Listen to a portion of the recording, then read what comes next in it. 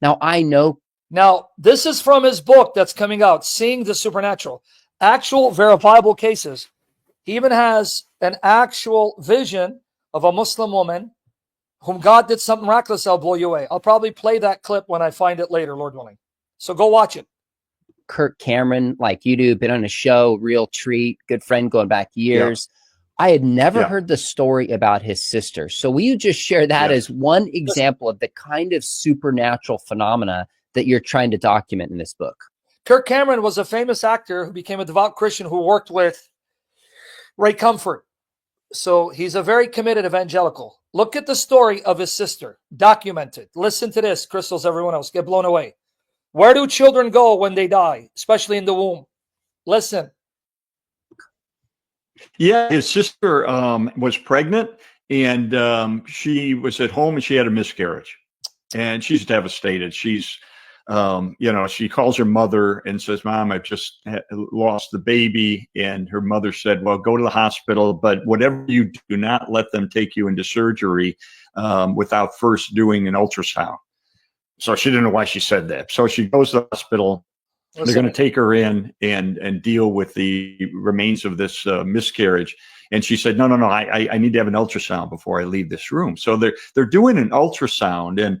And as they're doing it, this look comes on the technician of puzzlement. She's confused. And she says, "There's a baby in here. There's still a baby." It turned out she was pregnant with twins. You hear it?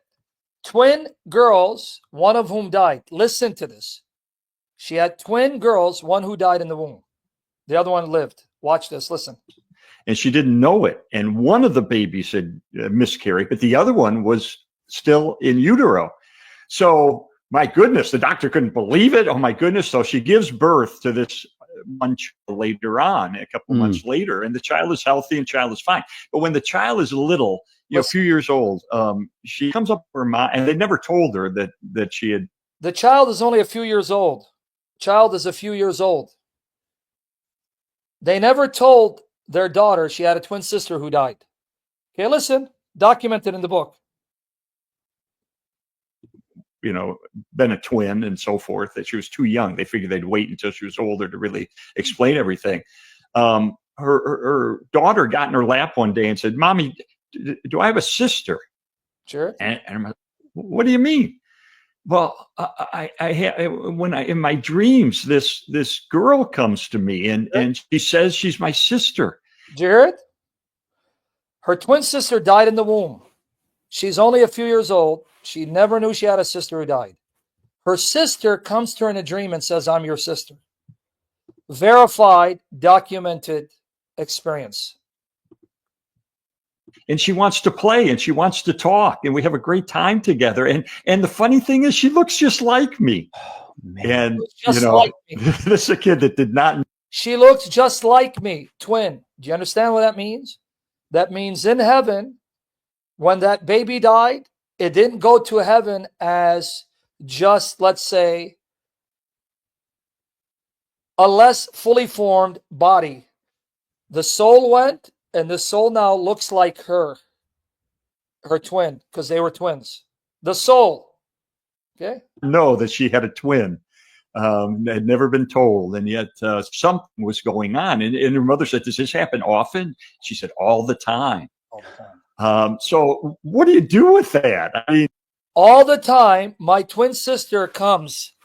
She looks just like me, and she comes and she plays with me, entertains me. Why? A child. Because she's a child, she's innocent. So the Lord allows her to see glory until she grows out of it. This is one of those spine-tingly things that you hear about, and but it comes from credible sources. And you have to kind of weigh what could explain that kind of thing.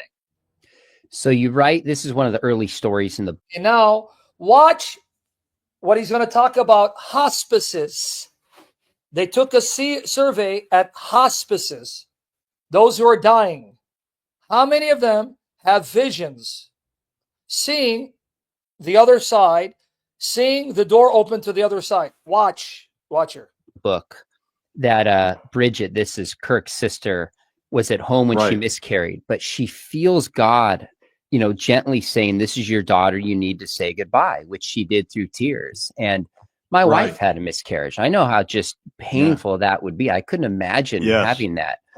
But then, you know, she has this sense, the doctor says you're still pregnant. She's like, how does this work? Okay, the identical twin. Did you hear this now story? Here's another story.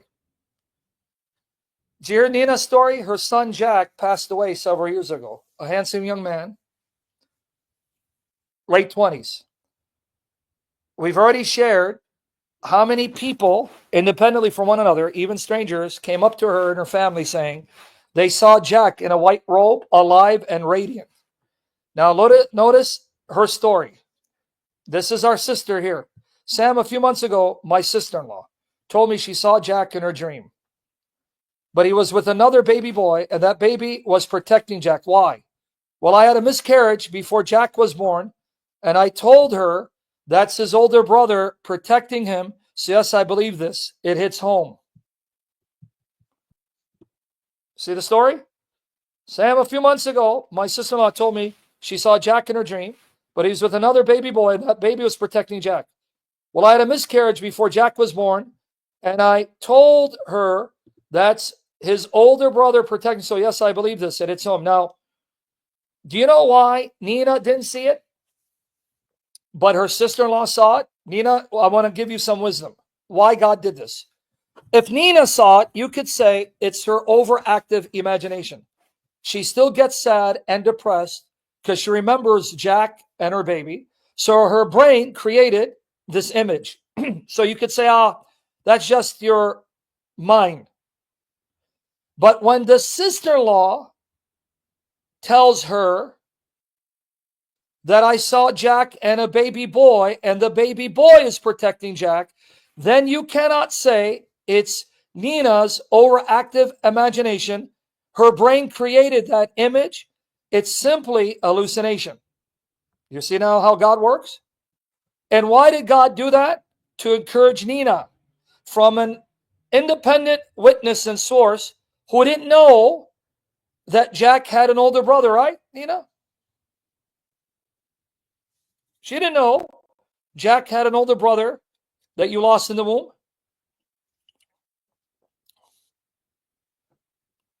Can you confirm that, sister? Before I move on?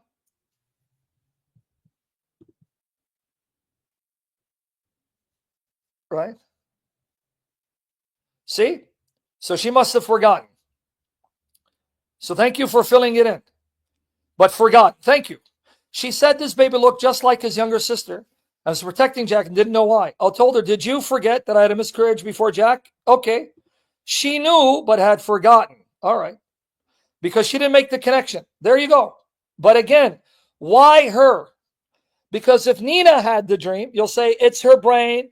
She's depressed. She's sad. She's crying because she remembers Jack on holidays and birthdays, and she remembers the baby she miscarried. So her brain created this image, and it's not real. But when it's an independent person who's not thinking of Jack or stressed over Jack or thinking about miscarrying a baby, and she has a dream where it's a baby boy and he's protecting Jack, not the other way around, because he's older than Jack, and the baby boy looks like his sister, Nina's daughter, now you know it's not an imagination. And the baby boy's name is Michael, you see? She was 4. There you go. And right here, you had it here too, right? But that moment, this is when I got the tingly eye. You described that she's 4 years old and says, you know, I see her all the time, this twin, and she looks just like me. Hear it? Kirk Cameron's niece, 4 years old, didn't know she's a twin, and her twin sister died in the womb. At 4 is telling the mother, I see her all the time, and she looks like me. She comes and plays with me. Now, if this were an isolated case, I would not remotely be convinced. There's a lot of, I used to joke about having a twin when I was a kid, and I would just now and then name him Scott, which is the name of my son, interestingly enough. I don't know why. Your son Scott after your other twin? It wasn't That's named interesting. I didn't name him after that. I just used to do that when I was 4 or 5 and 6 years old. I don't know why. So if this was an isolated case, I could totally see why somebody would be skeptical. But when you notice, if it's an isolated case, I can see what. No, you just heard another case that Lee Strobel did an interview. There are millions of these kind of cases throughout the centuries. Millions, right? Nina just gave you one. See that? It's not isolated. It's often. It happens more than you think. Now watch this, though. A study they did at an hospice in New York. You have so many cases from people resisting sharing this, not trying to make money or get popularity out of it, comes to them at a cost. And then near-death experiences that people see a former twin, it's enough to pause and say something's going on. Now, we're going to come back to how we investigate the supernatural and at what point we say, this is reasonable, there's a case here. But I'll make sure to watch the entirety. I'm just going to play from 5 more minutes. I'm going to read you a line from your book that I think if a skeptic read this, they'd probably say, Lee, you're crazy. Here's what you wrote. You said the supernatural realm is as real as the physical world you see all around you, maybe even more so. Did you hear it? So what do you mean? Precisely. The supernatural realm is more real than the physical realm that you see, because the supernatural realm impacts and affects the physical realm and works through it. Now watch. Watch the study about the people in hospice. Listen, because I've used testimonies of people in hospice, which is verifiable and widespread. Even now it happens. Just go to the hospice and ask. By the supernatural realm, and how can you possibly say it's as real, more so than I can touch, taste, and feel? I think we live in a world where we do see, touch things. We put things into test tubes, and we think that documents that this is reality, and this is the only reality, and so forth.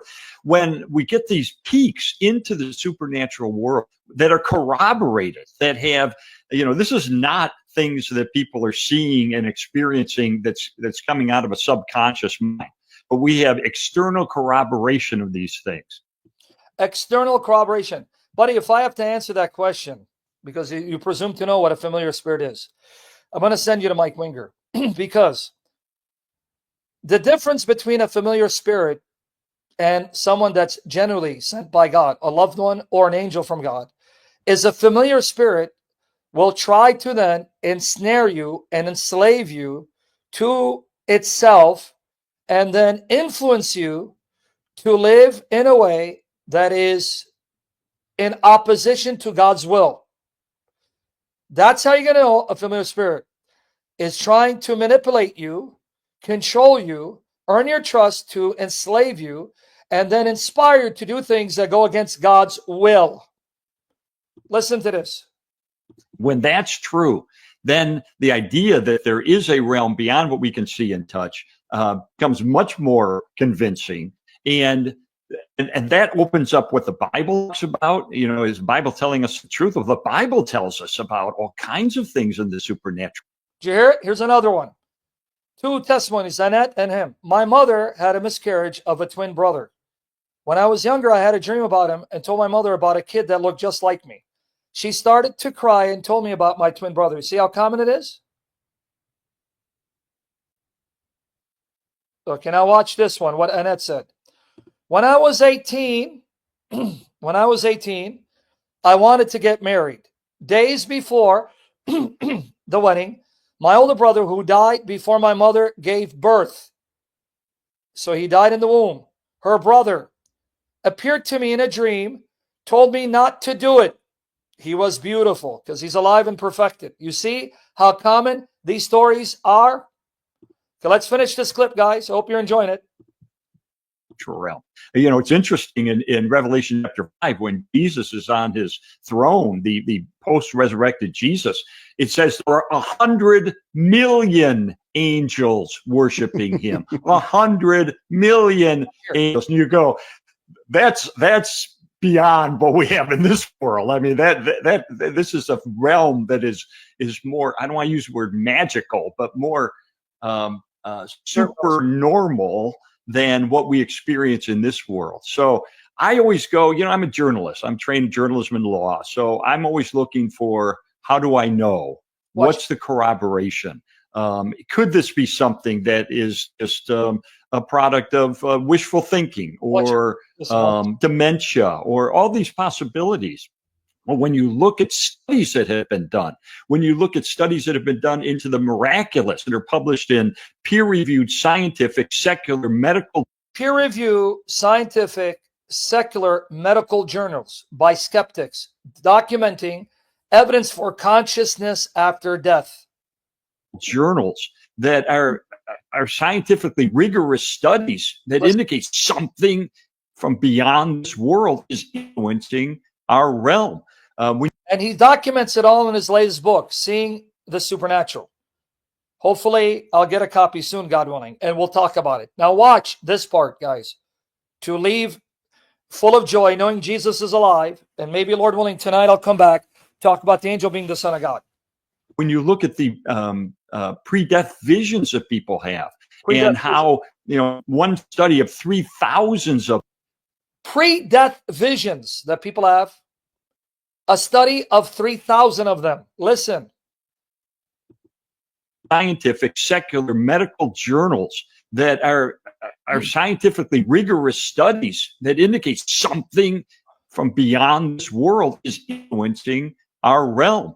When you look at the pre-death visions that people have, and how, one study of 3,000 of those indicated that these are not hallucinations. They're not fantasies. They're not memories caused by grief.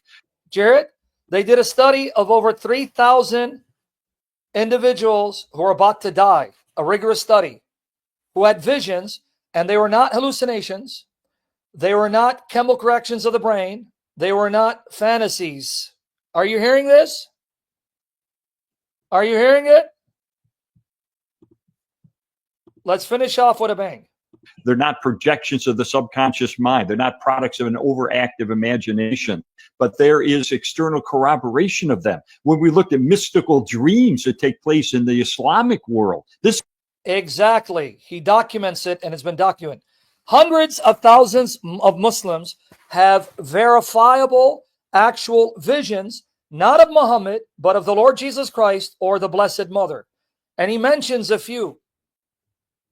Okay? I'll play some clips later on it. Listen. Here's another. My friend, she had a dream at the table. She says there's green grass, blue sky, and a large crowd. She said his face was too bright to see. But after I showed her the shroud, she said it was him. Or how about this one? My wife had a dream of all of our miscarried children.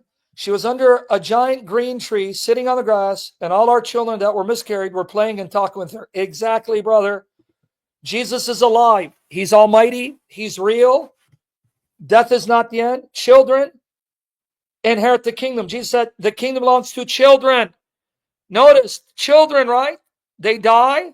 They go to heaven because they're under the grace of the Lord Jesus Christ, covered by his blood. And they fill the kingdom of heaven because the kingdom belongs to the children, Jesus says. Okay, watch here now. Let's finish it. This is a phenomenon that's sweeping the countries that are closed to the gospel. And yet Jesus' dreams are happening among Muslims, but they're not products of people's subjective, subconscious minds. How do we know?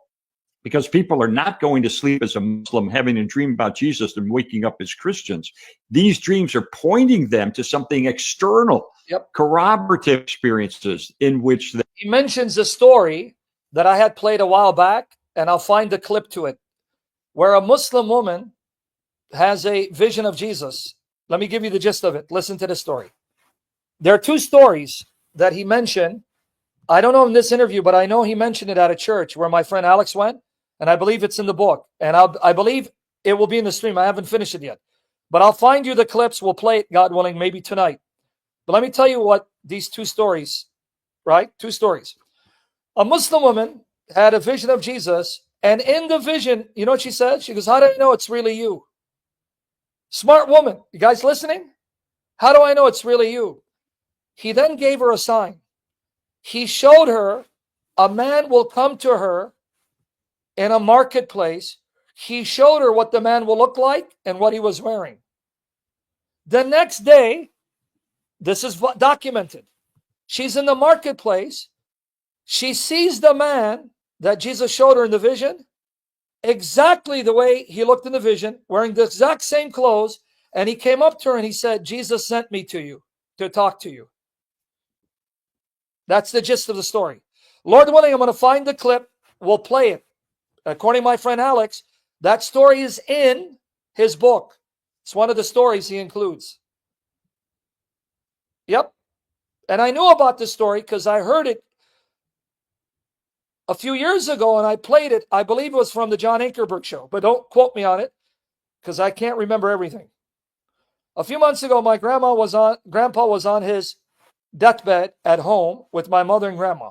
At one point, he gazed at the wall and asked who the people in the room were. My grandma told him no one was there. No, they were there. It was heaven. Right? So there you go. Now let's finish it.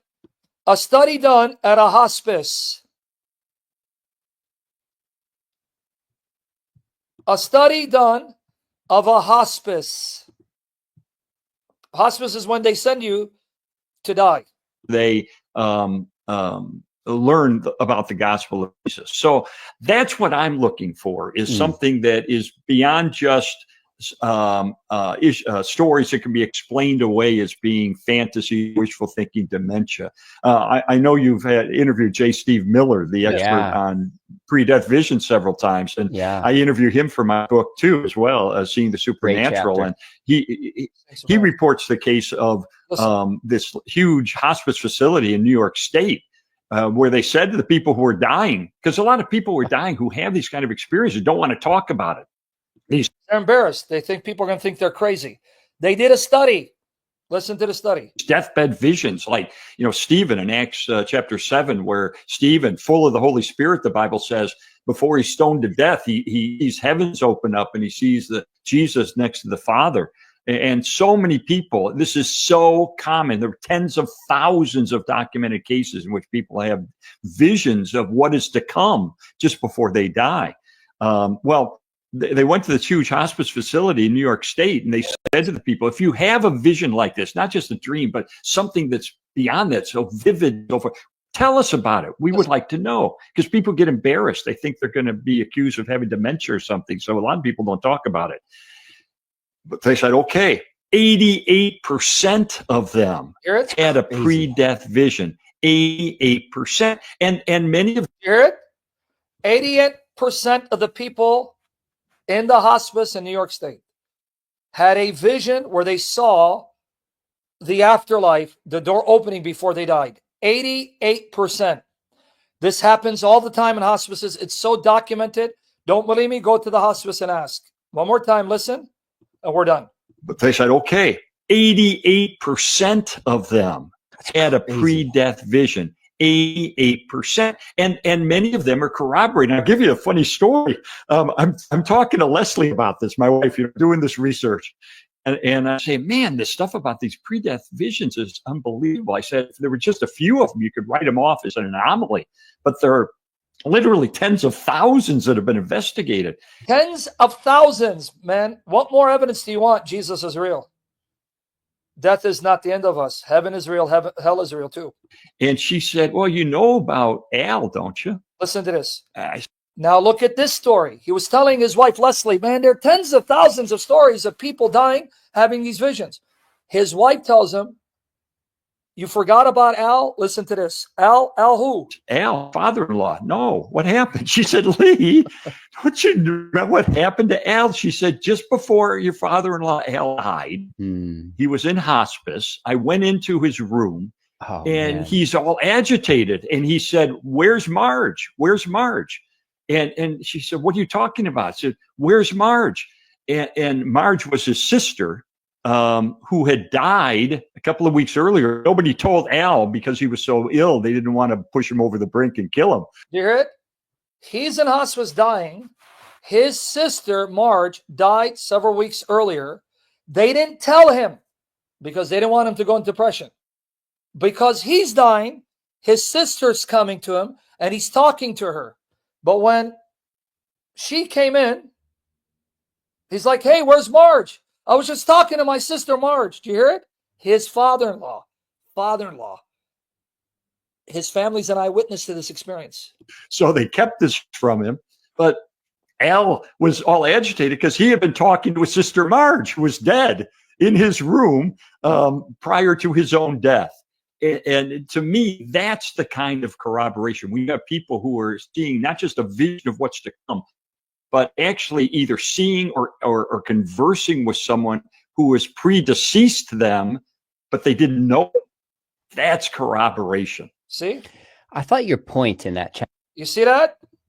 And now to conclude why these are not hallucinations, tens and thousands of examples of this. And we're done. Watch here.